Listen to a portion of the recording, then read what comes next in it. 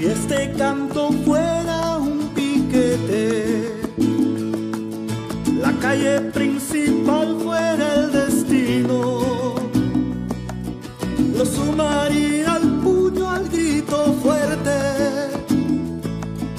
abajo el hambreador y el asesino. Aquí, allá, el miedo se acabó. Aquí, allá, el miedo se acabó. Bueno, muy buenas tardes.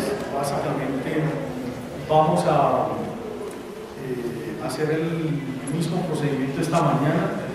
Van a haber dos intervenciones de contexto de 10 minutos de Felipe Harman, investigador del proyecto Gramalote, quien introduce las pruebas de fiscalización de producción y además se introduce la declaración de Héctor Rodríguez, que es director de la revista Primera Página y ha sido demandado en 5 oportunidades por la petrolera Pacific Fluviales Energy por haber revelado varios escándalos financieros que involucran a sus directivos o a sus empleados. Las acusaciones en contra de la compañía van por violaciones en el tema ambiental, van por el desconocimiento de los derechos de las comunidades indígenas, van sobre el eje laboral, es decir, cómo las violaciones al derecho laboral, al derecho de asociación sindical, de negociación colectiva, de movilización ha sido una práctica permanente de la compañía. Hay acusaciones sobre la militarización que ha hecho la compañía de protestas pacíficas y populares, de la criminalización y persecución contra las organizaciones sindicales en la zona. Entonces... Bueno, muy buenas tardes a todos ustedes. Vamos a darle continuidad al proceso que se le viene dando con el tema de Pacific Fluviales y vamos a hacer una caracterización muy concreta en términos introductorios y ya vamos al testigo, que es el doctor Héctor Rodríguez, que por aquí nos acompaña, editor de Primera Página. Primero que todo, plantear que Pacific Fluviales ante todo tiene un origen oscuro cimentado en un desfalco en Qualcomm, que es una filial minera que aquí nos presentó Alejo Pulido, y que después de ese desfalco cursa una demanda internacional en los tribunales de Toronto contra ellos mismos, y que en ese escenario, donde están delegitimados en el mercado financiero internacional, es que inicia Pacific Fluviales. Entonces uno se pregunta, ¿quién financiaría una empresa que está demandada, que sus accionistas están demandados por malos manejos? Entonces encontramos que quien compra Qualcomm también financia la empresa o financia los orígenes de la empresa, que es nada más ni nada menos que el banco Goldman Sachs, que aquí probablemente ustedes lo reconocen bien. Pero aparte de eso, como aquí se planteó, no solamente está la Gran Colombia Bol como una filial minera importante, sino está el Pacific Coal y está también toda la infraestructura de transporte en Pacific Infrastructure. Aparte de ello, sus filiales petroleras y demás, pero hay que comprender varias cosas. La última noticia que tenemos como de contexto es que Pacific Fluviales ha producido más petróleo, pero ha disminuido su tasa de ganancia sobre el tema de accionarios, sobre el mercado accionario. A pesar de que produce más, ha ganado menos, y eso nos comprueba la naturaleza y el comportamiento de esta empresa frente a que el negocio de ellos no es el petróleo, sino la especulación financiera alrededor de los yacimientos que se encuentran en el país. Nosotros documentamos al calor de esta audiencia 5 denuncias concretas. Una, el tema de fiscalización de producción. Colombia no cuenta con el registro necesario para fiscalizar producción, por ende esa prueba de fe que se copia en este tipo de controles, y que ello se comprueba cuando solamente hay una persona fiscalizando más de 250 tanques de almacenamiento en Campos Fluviales a nombre del Ministerio de Finanzas y Energía.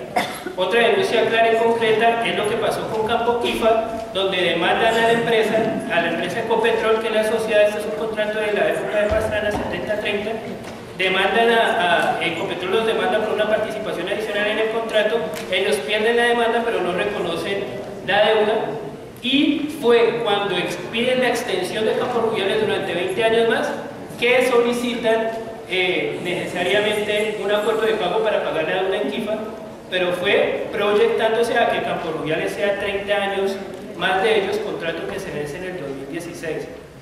La otra denuncia documental que hemos venido elaborando es una investigación que le abre la Superintendencia de Sociedades, que demuestra o que intentaba demostrar que Pacífico Rubiales tenía todo un cuerpo corporativo, una sociedad empresarial como grupo empresarial, y que por ende ello tiene unas limitaciones legislativas en Colombia porque hace parte de los monopolios económicos y demás.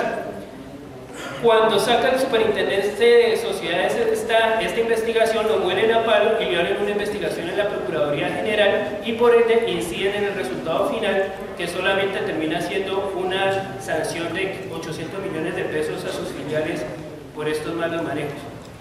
Otro tema muy importante es un control de advertencia que hace la Contraloría General de la República, porque como Pacífico Rubiales sabe que en 2 años se le acaba el contrato a Rubiales, está forzando el yacimiento a que produzca cada vez más y más, incluso con el peligro de que se vengan agua o que se tire el yacimiento. En ese sentido está desarrollando 2 tecnologías, inyección de agua y combustión in situ, que ahorita más adelante veremos los impactos ambientales que ello repercute. Esta inyección de agua, a pesar de ese control de advertencia, que fue claro y contundente frente a la necesidad de proteger el yacimiento, teniendo en cuenta que probablemente en el 2016 lo tome Ecopetrol, ha sido nula, y ahorita, hace menos de un mes, la Agencia Nacional de Licencias Ambientales, la Autoridad Nacional de Licencias Ambientales, ha otorgado un permiso para captar 1 millón de barriles de agua adicionales para la inyección de agua. Entonces, eso tiene pues consecuencias ambientales, pero también consecuencias económicas, porque se van a tirar finalmente el yacimiento. Otro elemento que se ha investigado es la lectura y que se documenta acá, es la lectura o cómo se viene desarrollando el campo a partir, obviamente, de una serie de abusos con Ecopetrol. O sea, Ecopetrol, a pesar de que tiene el 60% de campos Rubiales en sociedad, la operación directa la hace Pacífico y no consulta los planes de expansión del yacimiento, los planes de estación del bloque, y quiere ampliar la licencia ambiental, aún teniendo en cuenta que su contrato vence en el 2016.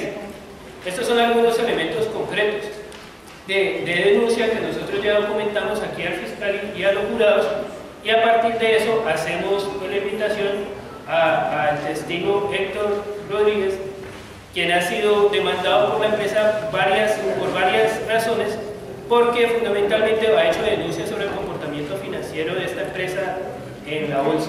Entonces, yo le doy la palabra a él y finalizo. Pues sé que el tiempo es corto, voy a tratar de ser muy rápido, aunque yo llevo desde el 2005 investigando a Pacífico Rubiales y a todos sus accionistas. Soy Héctor Mario Rodríguez, yo inicié trabajando en la República, trabajé en El Tiempo, El Espectador, fui jefe de investigaciones de semana, creé la revista Dinero, y hoy tengo un portal de noticias desde hace 13 años que se llama primerapagina.com. Es un portal cerrado especializado en finanzas y negocios que cubre especialmente la bolsa. Por eso me fijé mucho en la llegada de estos nuevos inversionistas a Colombia, y lo que voy a hacer es un resumen de lo que logré recrear. La verdad, se sabe muy poco del origen del dinero de estas personas, pero les voy a dar algunas luces. El señor Serafino Diácono entró a Colombia, quien es uno de los principales accionistas y es presidente de Pacífico Rubiales, entró a Colombia con minas de esmeraldas. O sea, su negocio y origen de su dinero son las esmeraldas. Tuvo unas minas en Chibor, las compró en 1996, sacó una empresa en bolsa, en la bolsa de Toronto. Luego la empresa quebró porque él hizo una de las locuras más grandes que puede contarles a ustedes alguien en una visita a Chibor. Creó una mina para sacar esmeraldas y mandó a hacer a los geólogos y a los ingenieros un túnel que salió de un lado de la montaña al otro. Él creyó que eso se hacía una autopista y se encontraban esmeraldas, no encontró nunca una esmeralda. La empresa se quebró y en 1999 Serafino Diácono y Miguel de la Campa, que es el cubano socio de él, el señor Serafino Diácono es de origen italiano, nació en Firenze, Italia, y digamos estos especuladores internacionales que han creado empresas mineras que quiebran de vez en cuando, quebraron esta compañía en 1999 y fueron sancionados por la Comisión de Valores Notario. Todo esto está documentado, se puede encontrar además también en internet.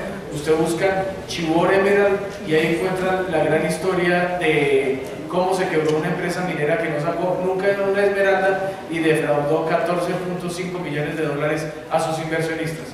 Luego ellos llegaron alelados por otros inversionistas a crear una petrolera que se llamó Pacific Stratus. Consiguieron gas debajo del carbón colombiano. Obviamente que eso cualquiera que esté en el negocio sabe que debajo de los depósitos de carbón hay gas, por lo tanto llegaron directamente. Ellos hicieron lo mismo que hicieron los venezolanos para descubrir Rubiales, sabían que existían ya los yacimientos en Colombia y llegaron directamente a explotar lo que ya se sabía. Ellos encontraron gas en La Creciente, en Sucre, y crearon Pacific Stratus, y después fusionaron estas dos compañías, Pacific Stratus y Rubiales, y ahí crearon el gran emporio de Pacific Rubiales. Pero en ese interregno ellos tuvieron una minera en Venezuela, se llamó Bolívar Gold, tuvieron unas minas de nombre Chocó 1 y Chocó 2 en Venezuela, pero lo curioso del asunto es que su gran socio, y eso también está documentado aquí en lo que traje, porque todo esto es documento en mano, los socios son, vuelvo a nombrar los mismos, Jaime Pérez de Gaglier, José Francisco Arata, Miguel de la Capa y Serafino Diácono, y un nombre que llama la atención, Mohamed Adnan Khashoggi. El señor Mohamed Adnan Khashoggi es el hijo de Adnan Khashoggi, el gran traficante mundial de armas. Es el mayor comerciante de armas del mundo, de origen turco, saudí, estuvo en la cárcel, estuvo en el caso Irán-Contras, pues ese es el gran socio de estos señores. Hay unas particularidades que hacen ver estas uniones de los dineros del Medio Oriente, de las operaciones de contrainsurgencia que ha hecho Estados Unidos y que tienen que ver también con los socios de Pacific Rubiales. La historia pasa después a la creación de Pacific Rubiales, que curiosamente va con un nombre también atado muy llamativo, que es Germán Efromovich, el dueño de Avianca, el grupo Elliott. En verdad el primer dueño de Pacific, de Rubiales, del campo Rubiales, fue el grupo Elliott de Nueva York. Si ustedes ven noticias de apenas marzo pasado, Incoder le desquitó al señor Efromovich y al grupo Elliott 16.000 hectáreas que tenían de baldíos que se habían tomado en el Cesar. Entonces volvemos a este mismo cúmulo de operaciones, digamos, llamativas de los dueños de Pacific Rubiales. Luego vienen y crean, aliados precisamente otra vez al carbón. En 2006 crean una carbonífera que se llama Colcor.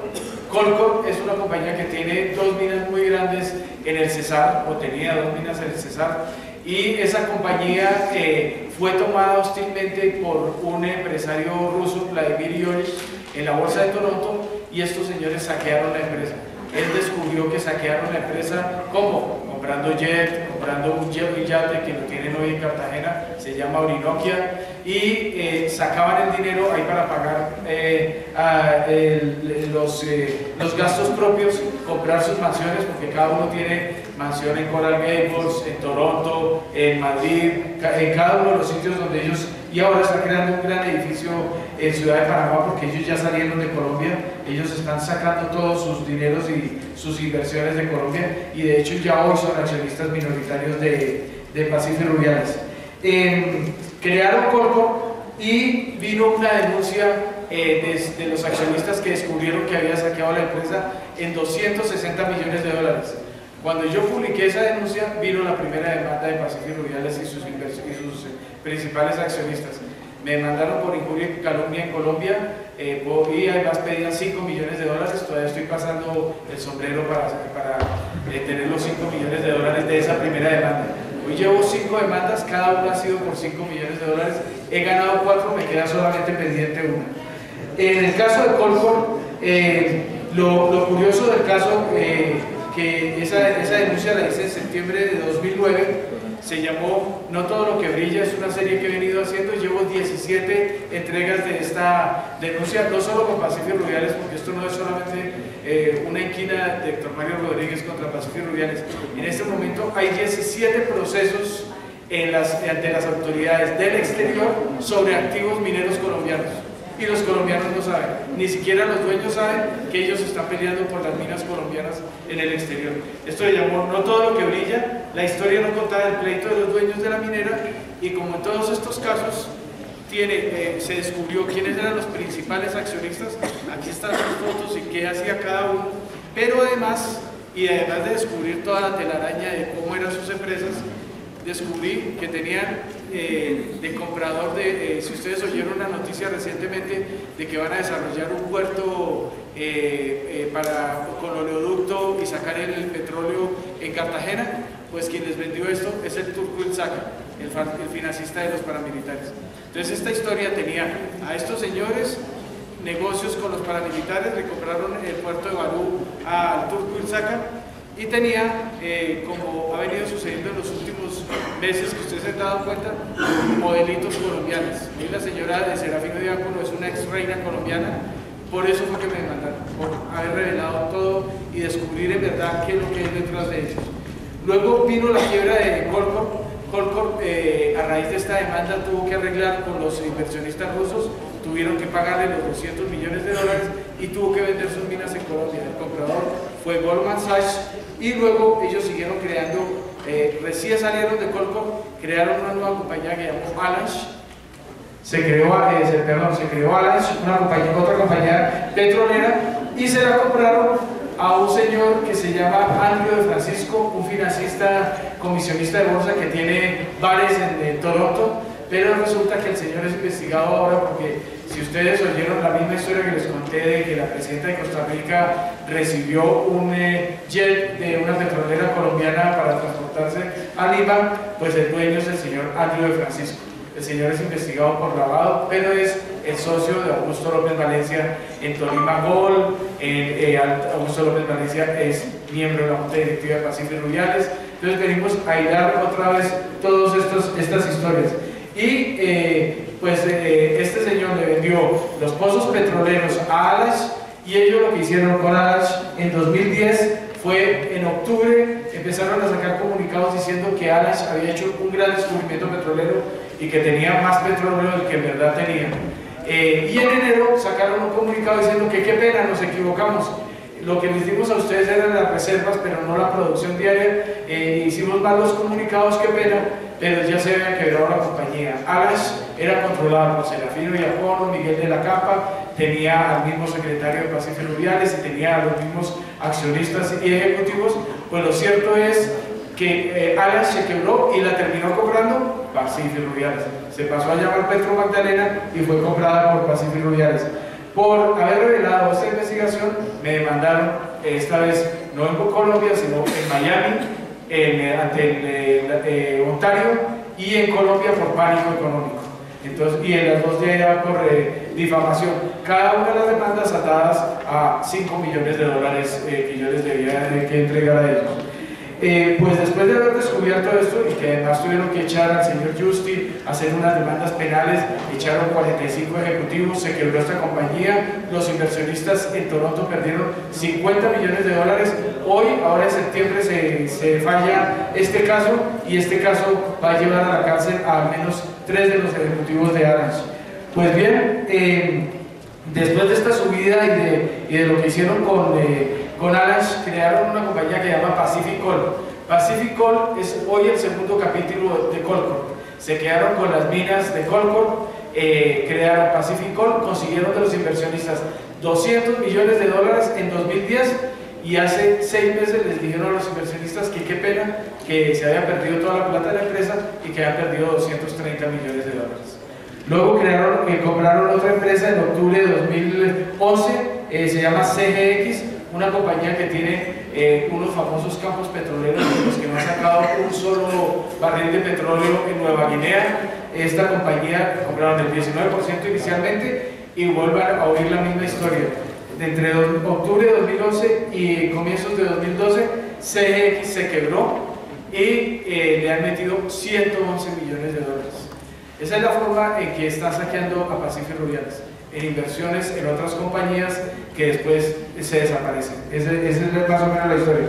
Y para completarles esta historia muy rápida de todo lo que he descubierto, en noviembre de 2011, cuando se produjo la famosa quiebra de Grecia, Uno dice, bueno, ¿qué tiene que ver Pacífico Rubiales con la quiebra de Grecia o Colombia con Grecia, o si estamos tan lejos y esto es un lío meramente europeo? Pues atérrense, el presidente de Pacífico Rubiales, el señor Serafino Diácono, se metió 190 millones de dólares con un fondo de inversión por la quiebra de Grecia. Fue denunciado ante el Parlamento de Grecia, el mayor líder de la oposición sacó documentos en mano, eso está también documentado acá. Aquí está el famoso caso de Unigestión. Si ustedes ven fútbol europeo o el fútbol inglés, ven los famosos avisos de Unigestión, porque es como el Davivienda o el Bancolombia de Europa. Pues en Unigestión, en este fondo de inversión, el presidente y principal asesor era el señor Serafino Diácono. Y ese fondo, el socio del señor Serafino Diácono era el hermano del primer ministro de Grecia. El primer ministro de Grecia era George Papandreou, y el socio del señor Serafino Diácono en el fondo de inversión era Andreas Papandreou. Ellos dos sabían cómo era la quiebra y crearon un fondo de cobertura entre coronas suecas y euros, y se clavaron en el bolsillo 190 millones de dólares. Esa más o menos da una idea de que el negocio de Pacífico Rubiales no es sacar petróleo en Colombia, es especular en las bolsas, en la bolsa de Toronto, en la bolsa de valores de Colombia. Hoy más o menos yo podría decir que entre los principales accionistas de Pacífico Rubiales, que ellos dicen ser el señor Serafino Diácono, Arata y Miguel de la Campa, no tienen más del 5% de Pacífico Rubiales. Ya todas esas acciones se las han clavado a los inversionistas colombianos, a los fondos de pensiones colombianos, que esa fue la otra gran revelación que se ha hecho. El 12% de Pacífico Rubiales está entre los pensionados colombianos. Los fondos de pensiones grandes de Colombia invirtieron más de $1.000 millones en Pacífico Rubiales. Hay que ver que es una compañía que vale $7.000 millones, o sea que más de casi el 9% de Pacífico Rubiales está en dinero de los pensionados colombianos. Y de ahí en adelante todos los demás inversionistas en la Bolsa de Toronto y en la Bolsa de Valores de Colombia son los verdaderos dueños de Pacífico Rubiales y de las demás compañías. Hay que hablar de Gran Colombia Gold, del anterior Medoro, de Civic Gold, de Petroamérica, que es otra petrolera que ellos tienen, y de otras, y de las famosas quebradas. Pacific Gold está quebrada y las demás están quebradas. Digamos que esto es a grandes rasgos un resumen de lo que se ha descubierto sobre el verdadero origen y el meollo del asunto. El meollo del asunto en torno a Pacífico Rubiales no es que produzca o deje de producir petróleo, es la famosa frase del señor Serafino Diácono. Él lo que dice a los inversionistas es una frase que se ha vuelto famosa en el mercado, y es que el arte de la gallina no es poner el huevo, sino cacarearlo. Y eso es lo que hace Pacífico Rubiales: cacarear que va a producir, que tiene reservas, que quiere hacer, que va a sacar gas desde Cartagena, y en verdad puede que nunca lo saque. O sea, el oro incluso de Gran Colombia Gold es una mínima producción del oro colombiano, y aparece como la gran minera que existe en Colombia. Eso es más o menos el resumen que yo quería que ustedes tuvieran en cuenta, y por qué ellos han pretendido perseguirme para que no siga publicando lo que está ocurriendo en verdad en torno a Pacífico Rubiales. Hay que también relacionar una serie de actores del país que no solamente le han hecho el juego político a esta empresa, sino que se han encargado del lobby corporativo. Uno de ellos es Augusto López, como lo mencionaba el doctor Héctor. Augusto López, ¿quién es? Siempre ha sido el director corporativo del Fondo Santo Domingo, de todos los recursos Santo Domingo. Otra de estas personas es el ministro de Minas, Hernán Martínez. Con el ministro de Minas, Hernán Martínez, negocian no solamente una serie de campos petroleros de Metapetróleo, sino negocian la compra de la Frontino Gold, y en su momento, cuando se metieron en Marmato, también fue con este personaje. Actualmente termina su sesión en el Ministerio de Minas y es actualmente no solamente inversionista, sino CEO de su filial carbonera, que es Pacific Gold. O sea, es funcionario del Pacífico Rubiales. Esa es la puerta giratoria que tanto se ve en este país.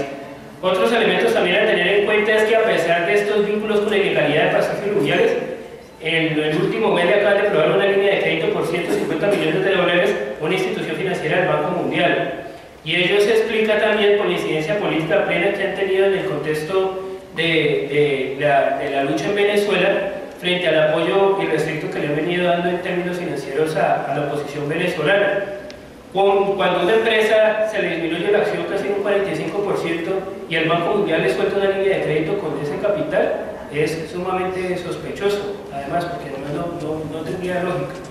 Y otro elemento también a tener en cuenta en ese sentido es que Pacífico y Rubiales le juega fundamentalmente al filantropicapitalismo y por ello hace parte de su nómina o de su junta directiva nada más y nada menos que Francisco Solé a partir del 2011, después del paro laboral que emergió en Campo Rubiales. Francisco Solé, ¿quién es? Es el director del grupo directivo Planeta y por ende el eje central de la publicidad y de la propaganda de Pacífico y Rubiales en todos los medios de comunicación nacional y en todos los medios de comunicación internacional. En la medida que esta empresa se muestre sólida, confiable, eso garantiza mayor especulación con su acción y por ende mayores ganancias frente al del pago operativo y al club comercializado en bolsa y a sus bonos también de deuda. Entonces, para finalizar, es claro que Pacífico y Rubiales infla reservas. En el caso de Campo Rubiales viene diciendo que ya no lo necesita, que no le interesa, especulando con 400.000 millones de barriles que estima de reservas en el campo CPO6, pero resulta que en el plan de manejo ambiental encontramos una producción estimada de 15.000 a 20.000 barriles día para los 2 primeros años de producción, o sea que fundamentalmente está pasando lo mismo que pasó con Quifa. Cuando ellos descubren Quifa dicen que es el segundo Cusiana y resulta que ni siquiera ha logrado los 60.000 barriles día este campo. Entonces, para finalizar en términos económicos sobre cómo se ha venido manejando esta empresa, las relaciones y demás. Y un elemento va a agregar es el tema de acaparamiento de tierras, que Pacífico y Rubiales tiene una empresa afiliada que se llama Pacific Grid y que se ha apropiado de 30.000 hectáreas, incluso en sus informes financieros así lo reportan, 30.000 hectáreas para agrocombustibles, fundamentalmente en la altillanura. Y ustedes bien saben, como en el tema de tierra, la unidad agrícola familiar está en 1.300 hectáreas y por ende esa compra es ilegal. Entonces, para tener en cuenta también que están en el tema de acaparamiento de tierras. No siendo más y siendo breves, muchas gracias.